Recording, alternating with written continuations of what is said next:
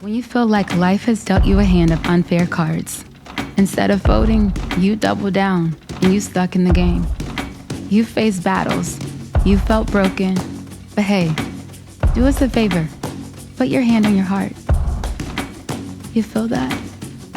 You're still here. Welcome to the Resilience Files Unlocked, where survival meets transformation.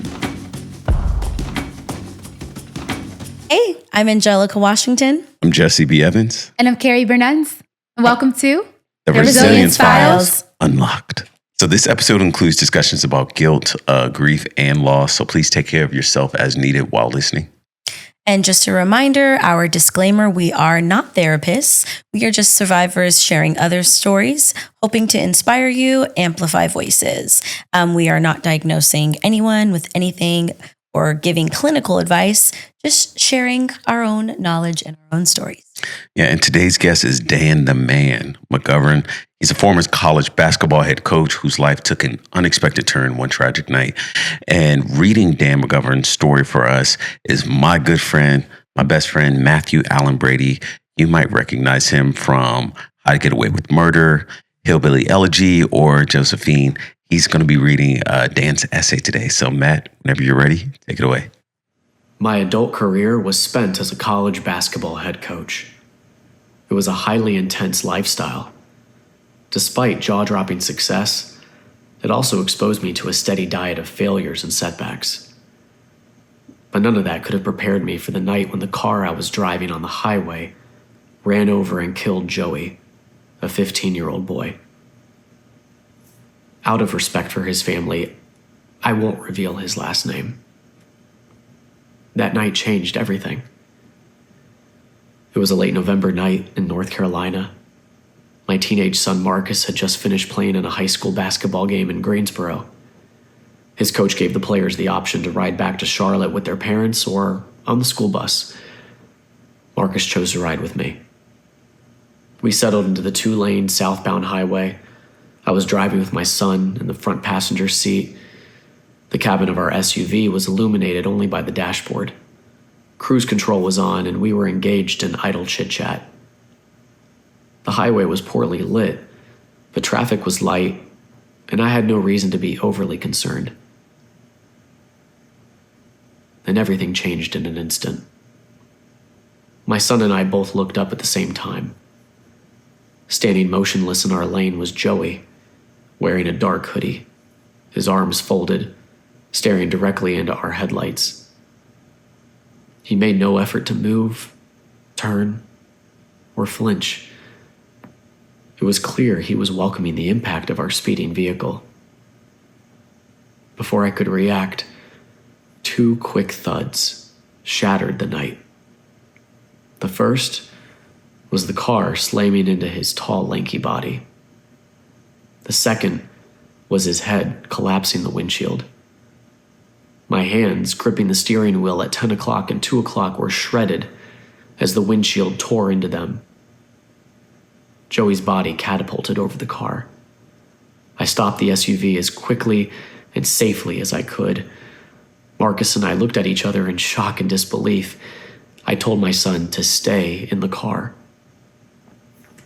I didn't want him burdened with the horrific sight of Joey's mangled body lying behind us.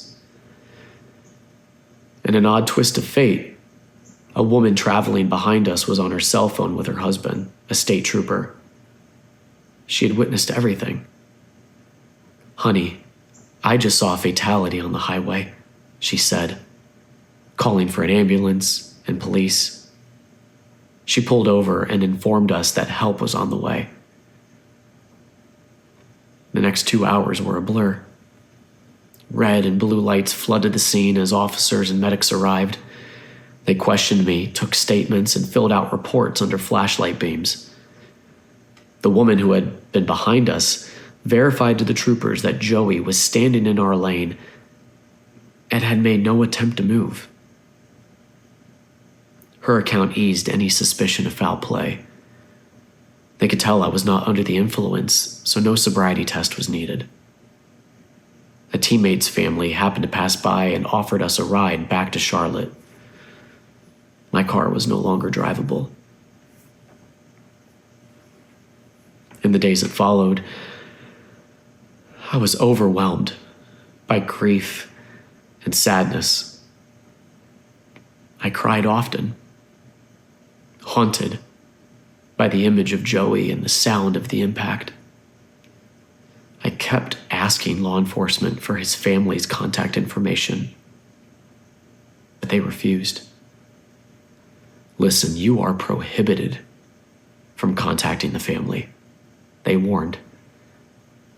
But I couldn't ignore it. My vehicle didn't run over a raccoon or a deer. It took the life of a boy.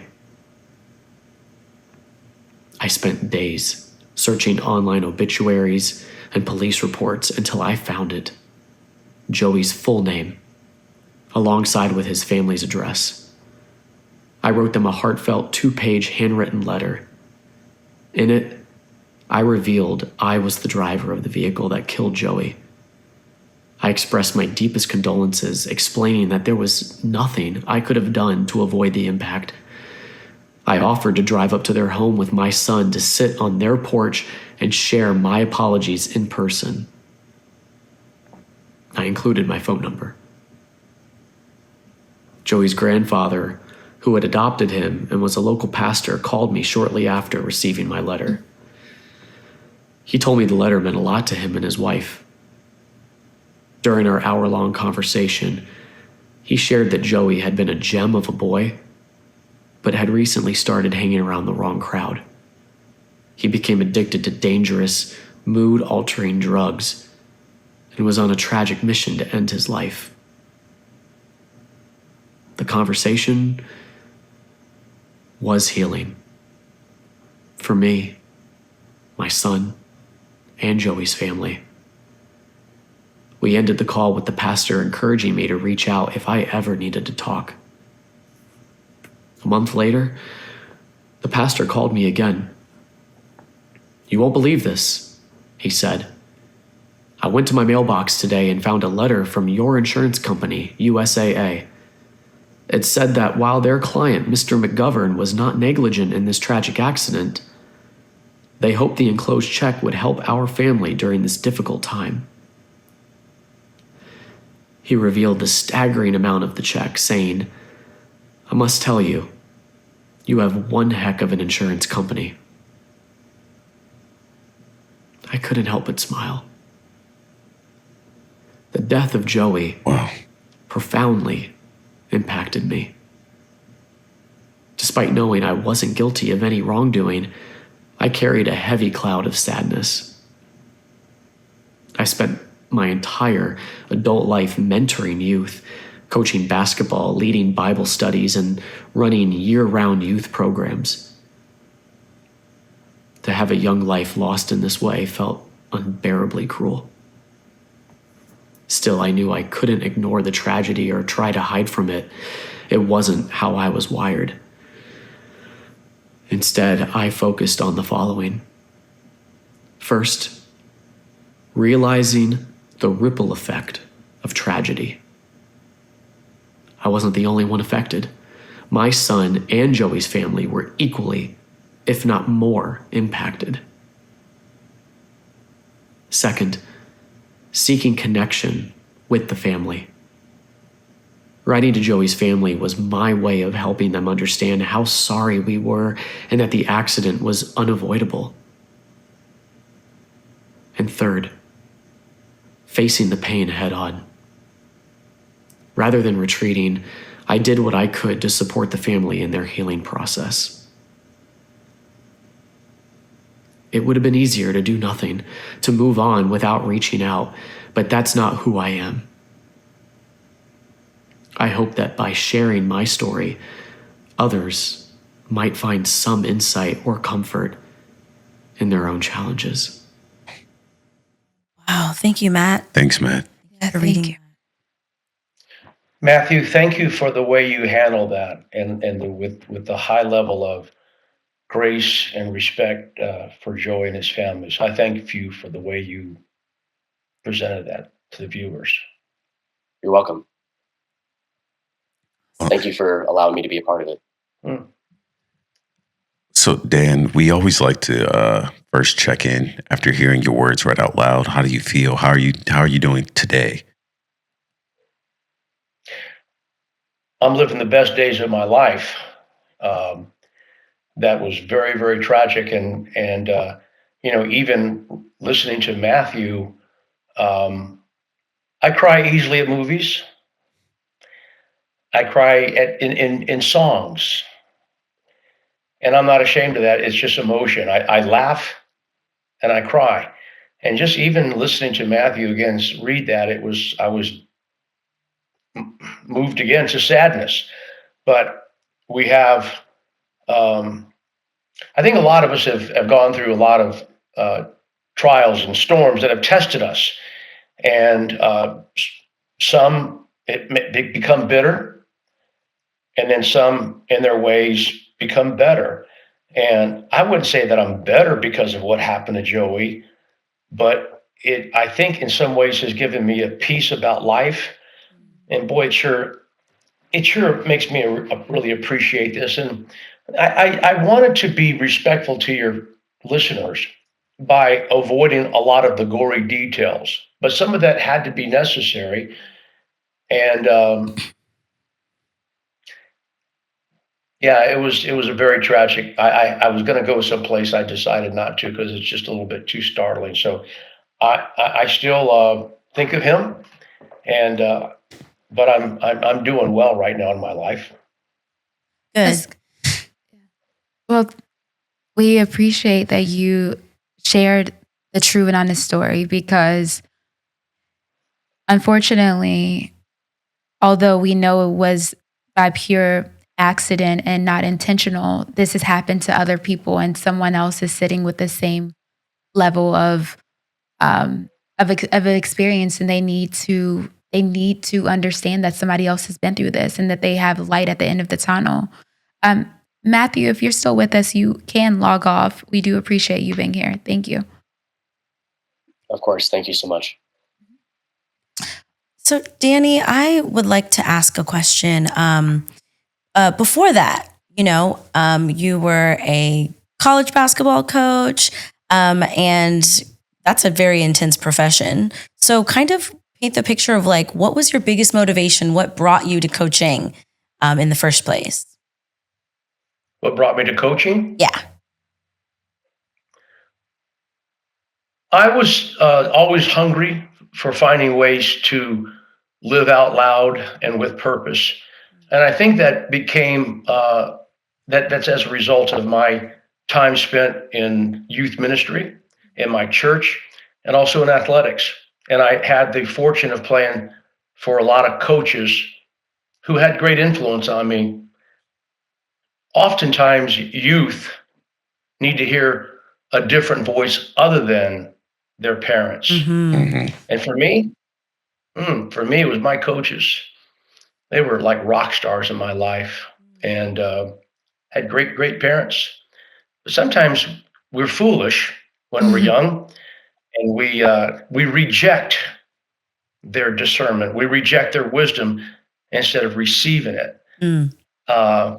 Case in point, I'll try to keep my answers a little bit shorter, but this is funny. My my son's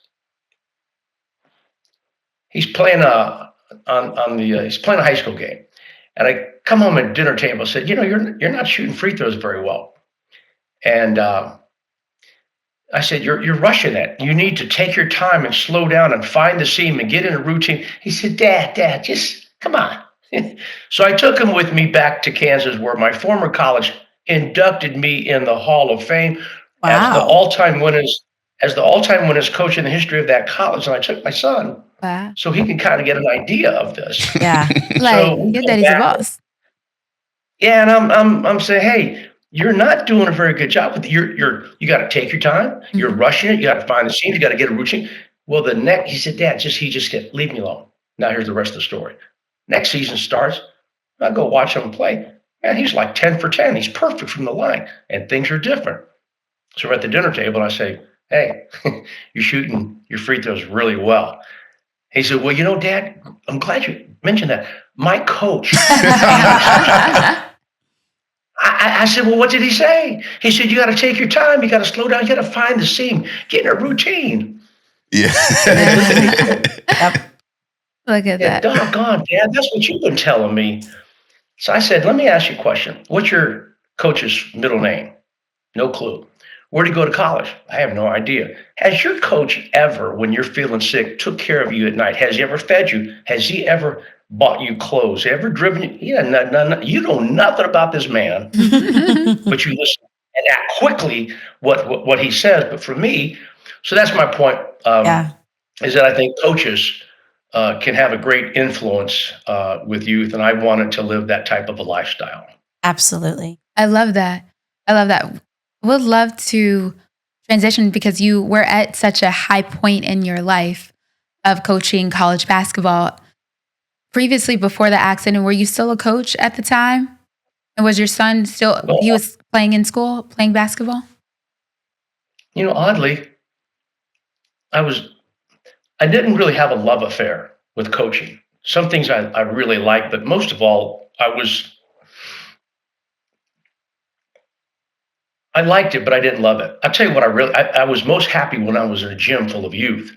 So I had huge summer basketball camps, spring leagues, training. I just love being in a gym with kids. So when I got out of coaching, I started doing this on the side, and boy, did it grow. So we Mm. run a program in Charlotte. It averages around 8,400 boys and girls year round that come Wow. to our leagues and That's train and amazing. camps. And so my point with that is that when this happened, this is my life. My whole life has been with youth, coaching, teaching, mentoring, and in some ways, even parenting. Wow. So take us from there. You were at such a high, 8,400 a year. I thought you were about to say in 5 years, 10 years. That's a lot. I thought you were First going to off, say like 85. I know, but you said 100. I was like, oh, wow. That's incredible. That's impressive. And to be Yeah. at such a high point of your life, where were you that night when everything changed? What do you mean, where was I? I mean, In sorry, terms of like, were you coming from somewhere? Were you heading home after a long day? And I know your well, son was in the car. that evening, my son's high school team had just finished a game in Greensboro, about an hour and a half, I think, drive. And so when we were coming back from the game, my son was sitting in the front seat with me when this tragedy occurred. Oh, And you were just talking about your son Marcus. With him witnessing that traumatic event as well. I know I'm kind of jumping ahead just a little bit, but how did you support him like through that since he witnessed it as well? Please remind me of your first name. It's not on the screen. Jesse. I'm Jesse. Carrie, Angelica. Yeah. Jesse, thank you. And what an interesting question, because I was really kind of worried about my son. He's nowhere near emotional and I think sensitive as I am. And I'm not saying that he's hard shell or calloused, but he didn't seem to be struggling at all with this. And I took him to see like a therapist, and he just kind of like, yeah, whatever. And I wanted to make sure that he was fine. And I kept asking him, "Are you okay with all this?" And he said, "Yeah."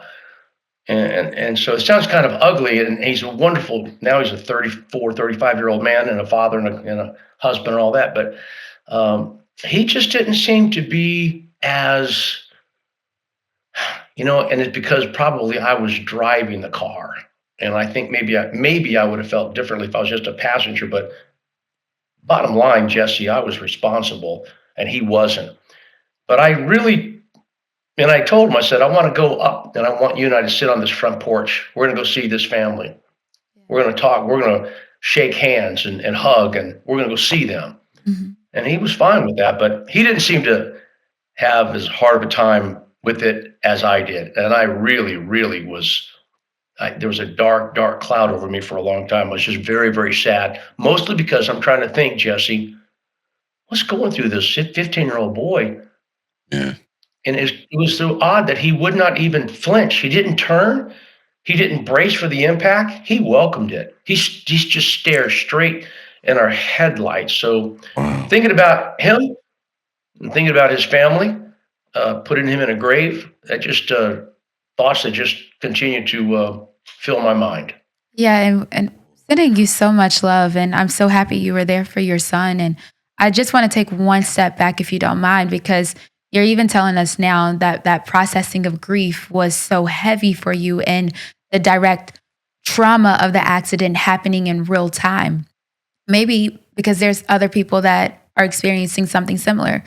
Maybe a light ran and they didn't die, but someone else did. What was the immediate thought that came to your mind in the following days? What did you do to help process your trauma and still be able to work with youth? Hmm. What an interesting question. I think my response would be it was perhaps relishing that even more. Uh, my opportunity, my joy of being in a gym full of little dribblers and young girls and young boys and high school kids, and that's my heaven. Mm. And that's what I think made it really, really hard for me that I was responsible for losing one of those youth. So I think I'm understanding your question, but I think the way I responded best to it was to take stock and what I did have and enjoy it even more.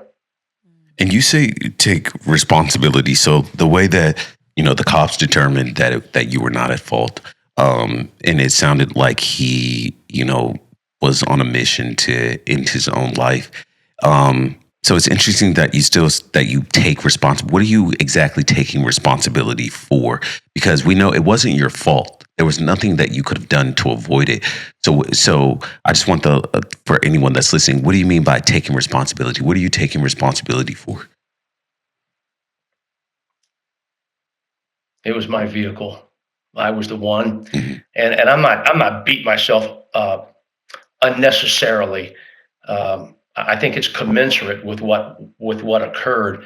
I can't imagine if that occurred and me going, well, that's just too bad. I hope he's okay. What time do the Cowboys play tonight? Right. Right. I can't roll like that. I can't. So that's why I told the police officer, and I have a high level of respect for police officers, but I said, sir, you will have to arrest me because you're not going to keep me from seeing this family. And so I will see them. So it's just something that I feel that I had to do for myself and my son, but also I felt, and I knew I was right, it would be very healing to them. I commend you for that. I think So that's Jesse, Gotcha. um, go ahead, Carrie. oh Go no, right my, ahead and finish. What were you yeah. going to say, Danny, to Jesse? Well, just wrapping up, when you're talking about responsibility, that was just weighing on my heart, and maybe being responsible. I don't think it's too harsh of a word. I just think that's just what it is, Yeah. and I couldn't just ignore it. And they wanted me to. Even my insurance company, as wonderfully as they handled it, because I was calling them trying to get information. Who is this? What's their address? Give me some phone numbers. I need to contact them. They said, really, you really shouldn't. And Jesse, I was really kind of surprised that they did not do any kind of a sobriety test.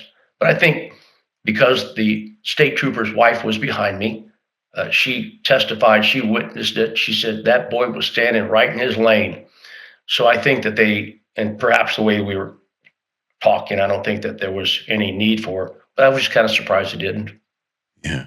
Well, I think that speaks to, your character, just like as a man, that you're able to take responsibility.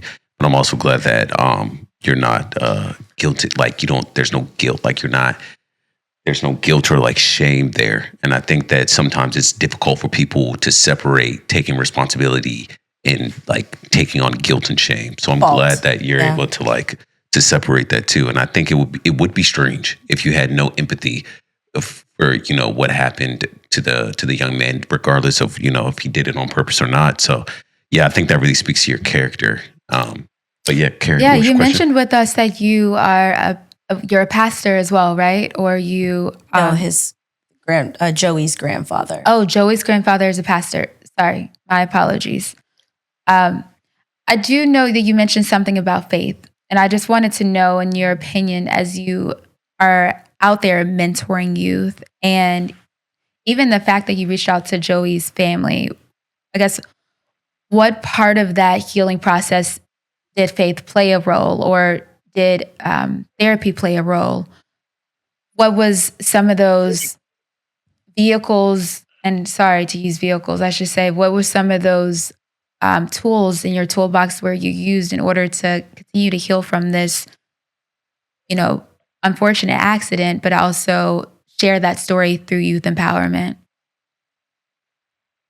What an interesting question.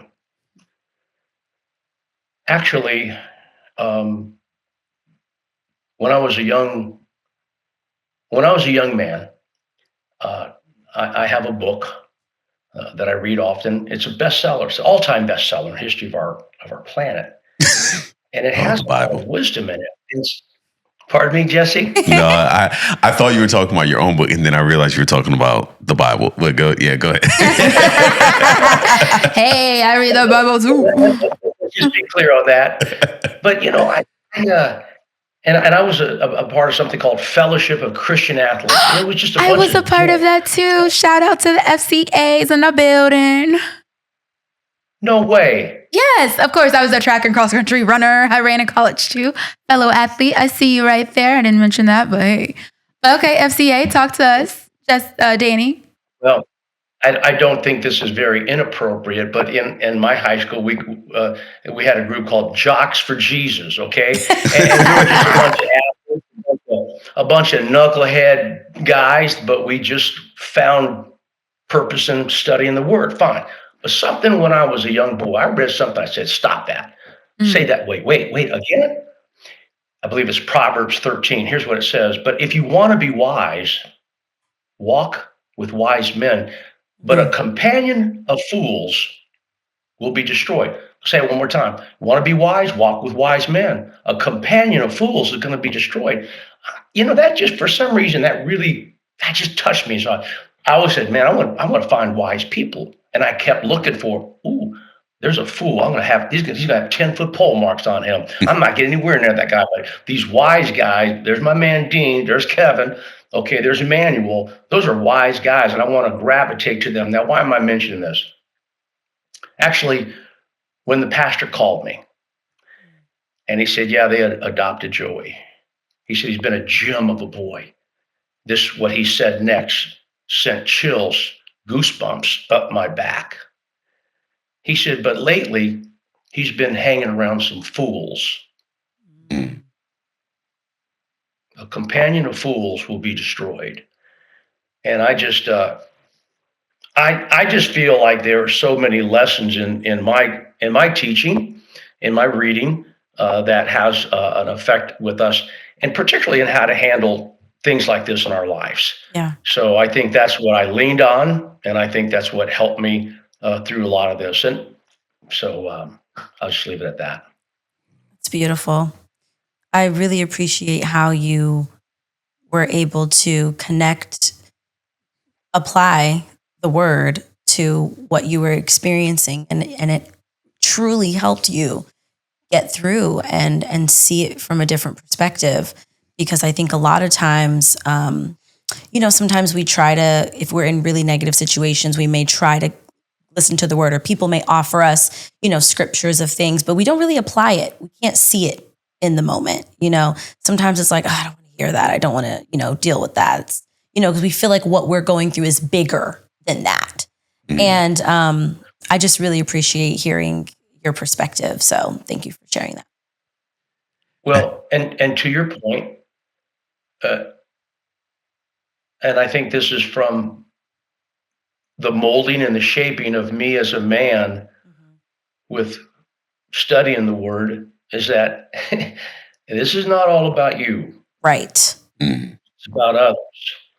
And I could not stop thinking about that family. And so I think that is what was one of my big motivating factors, I got to find them. And I'm glad I did. Has this tragedy shaped or changed how you mentor or deal with youth when you're coaching them or dealing with them in any capacity? Say that again, please, Jesse. Yeah. So has the tragedy with Joey, has that changed or shaped how you mentor youth now, today? Like, has that changed it in any way, like going through that? Just added to it. What do I mean?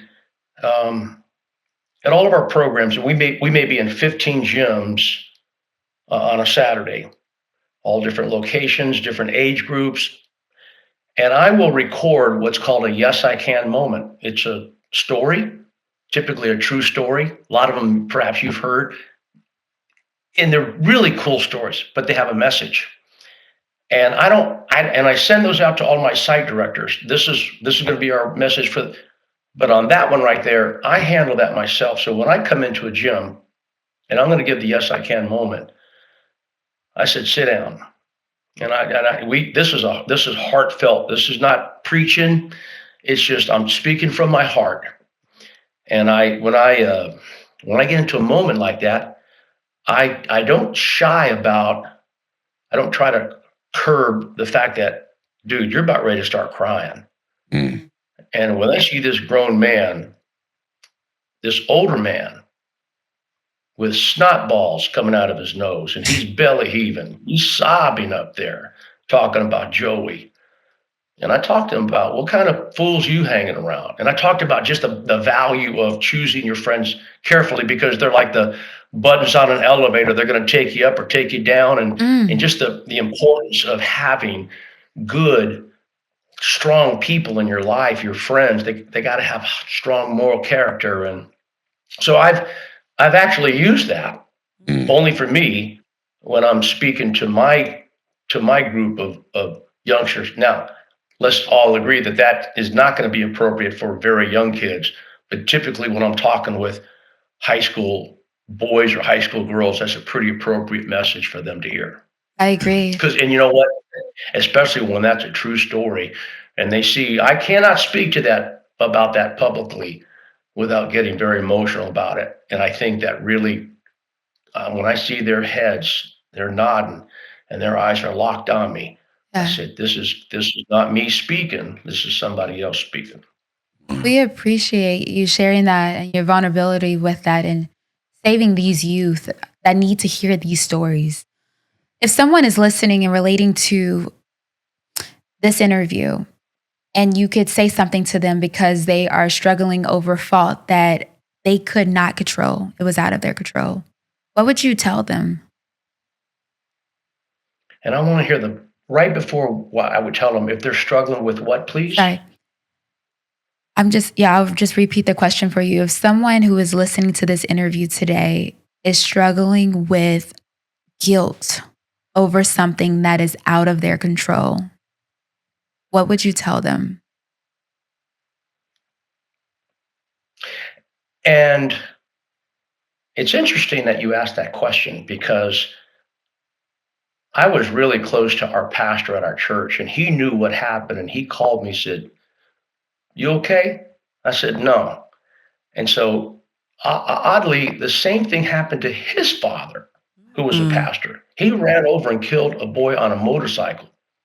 He said, I think you need to see my dad, who was in a convalescent home at that time. And so I took my son to see our pastor's father, who was a pastor. And he said, I heard what happened to you. He said, have a seat. And this is what he told me, and perhaps this might be of help in healing to any of your listeners that might be dealing with this. He said, I know what you went through. I went through it.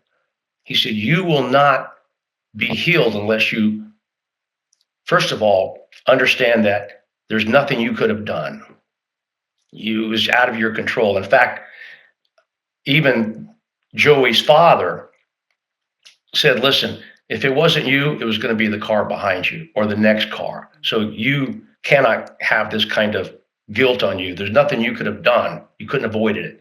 And then tell that person or anybody involved, not just yourself, but what he recommended. He said, find that family and tell them, I am so sorry.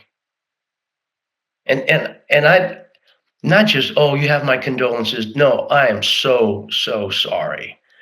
And that's just healing. If you've done something, if you've wronged somebody, if you've injured somebody, if you've been involved in something where you're responsible for something bad happening, could be a minor thing or a major or admit that I'm revealed to them, to any party that's affected by that. I'm really, really sorry. And that is I think that to me that was very, very helpful. And then to the parties, the pastor and his wife said, your letter really hit home to us and it warmed our heart and it did us good. I mean, can you imagine that occurring and that person who was driving that car never contacted that family? I can't imagine that. No. But yet that's what the law officials and that my insurance wanted me to do. And I just couldn't see that happening. So in response to your question, anybody dealing with that, stand strong.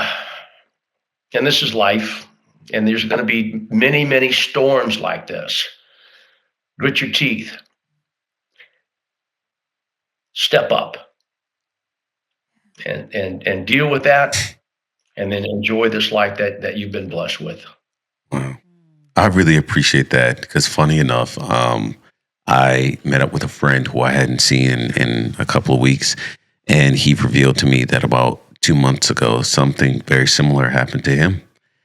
And he has been dealing with really, really bad anxiety. He hasn't been able to sleep. He's been having nightmares. And so this is helpful to me specifically because last night I didn't even know how to be there for him. And in that moment, I didn't really know how to really support him. So this is going to help me on a very real level. And hopefully when he listens to this will help him as well. Yeah. And wow. Jesse, may I respond to that, please? Yeah, please. And that's cool that you share that. And it's very uncomfortable. It's uncomfortable when you know somebody's going through that. And it's easy just to skip it or to avoid it, or I'm not going to go there on that conversation. But boy, sometimes when you do, that person really, really appreciates that. So I encourage you to get through that uncomfortableness because that person may really need somebody that can really listen. And let me tell you what's going on with me. Good for you. Well, wow. Yes. Well, this has been, thank you so much for your vulnerability. Thank you so much for sharing your time with us, your story, and inspiring and just educating our listeners today. We hope that today's conversation is something that our listeners can truly, have empathy on, or even if they can relate to, and they are able to just take something from. If you know someone who is experiencing loss, grief, guilt, please reach out and get them help. There are resources that are available. Send them this episode if you feel like that they can take a listen to it. Yeah, there's so much that we can learn from your story, Danny. And I think that it's going to help a lot of people. And there are so many people who know people who have experienced similar things. And I think it's so important that you share your story. So thank you so much for that. And we are so grateful. Yeah. This has been an amazing episode. I'll say this is probably one of my favorites so far. So thank you so much, Danny, just for being so vulnerable. And thank you for the opportunity for me to share. And I'm admiring your podcast dealing with resilience. Yeah. And so I tip my hat to you and your mission and what you're doing, and I applaud you. And thank you for letting me share with you this evening. Thank you so much. Absolutely. Thank you. Thank you so much. Peace be with you guys. Peace be with you, our friend. Dan the man. That's right. Keep inspiring the generations. We need that. Okay. Yes, we do. We do. Thank you so much for tuning into the Resilience Files. Follow us at the Resilience Files on all social media platforms, and subscribe wherever you get podcasts. If you have a story that you want to share with us, email us at resifiles@gmail.com or visit our website at www.theresiliencefile.com. And remember, your journey matters. Until next time, stay strong, stay resilient. When you feel like life has dealt you a hand of unfair cards, Instead of folding, you double down and you stuck in the game. You faced battles. You felt broken. But hey, do us a favor. Put your hand on your heart. You feel that? You're still here.